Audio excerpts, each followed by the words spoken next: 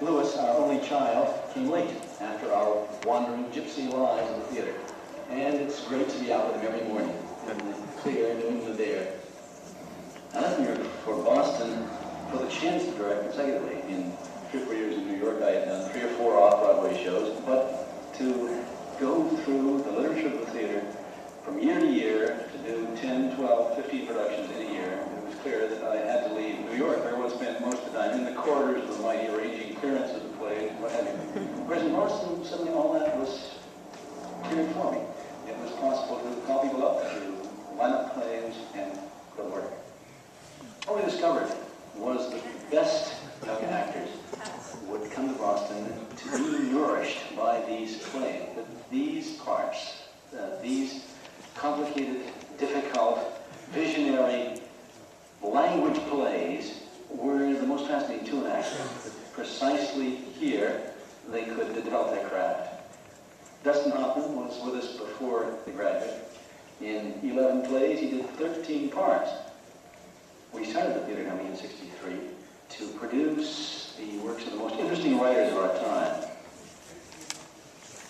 Some of the stuff on the wall is interesting to me because it represents intense experiences, sometimes dreadful, always exciting, sometimes marvelous. Armstrong's Last Good Night. They said it couldn't be done because it's John Arden using a 16th century Scotch dialect modernized. Again, it was fabulous. Very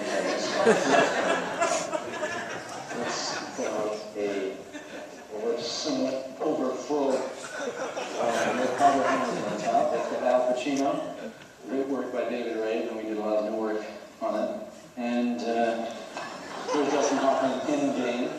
We had a great string set, was called. He always required you to make a metaphor of the relationship of servant, master, man, God, son, father, what have you.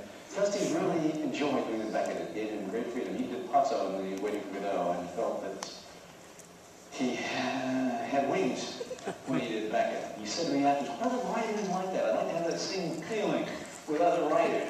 I'm a Beckett actor, said he. I said, unfortunately, you've had it. Beckett is...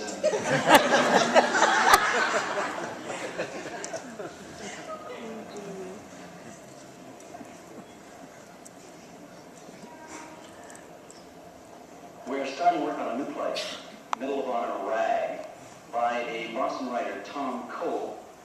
It's about the Vietnam experience as seen in a psychiatric interview between a black Congressional Medal of Honor winner, suicidal but sane, and a psychiatrist, Gus Johnson, also Boston.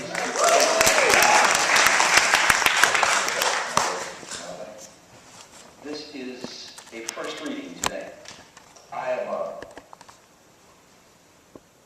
I'm an honor to the city of Detroit, to say nothing of the state of Michigan, of which I am the only living Medal of Honor wearer. I'm a feather in the cap of the army, a flower in the lapels of the military. I am quoting to you then.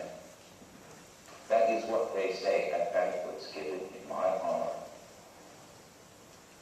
Other men like The difficulty in casting a psychiatrist was to find the performer capable of constant thought, observation, intelligence, and yet possessed of his own tenacity, his own obsessiveness, so that he would not be blown away by the raw power of Gus Johnson's black veteran.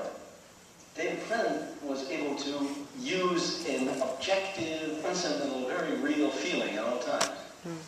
misery loves company, right? It's a special kick for a director to have the writer at his elbow, responding, criticizing, arguing. If that writer is able to be vulnerable to what happens between actors, he can respond to what he sees and not be locked into what he wrote some time ago. Tom Cole is supremely able to watch, respond, consider, evaluate his work, and to change the script when it's proved necessary. Tom, my co-director Jan Eagleson, myself, and the actors were all quite free to talk about how the script might more surely increase the the density of the experience at any given moment. Todd, a marvelous question. Is that an acting problem or a writing problem, he would say, when we were looking for a better alternative? Nothing mind listen. Yeah. He's talking there. Listen. Nothing mind is so sharp that he's able to sort of cut right through all that stuff anytime. I think all good actors will always like to work with David. One thing you can't get away from is that for at least the first 3 years of his existence, he ran what was probably the best theater in the country. In my opinion, it is based on the shows I saw. And there's a reason for that. And I think he casts so well, he gets such good people together. There's such a freedom of work. And he has such a strong knowledge of play, the play is literature, that unless you fight it, you really can't miss with David, I think. Medal Horn Arrive opened to marvelous reviews and strong acclaim.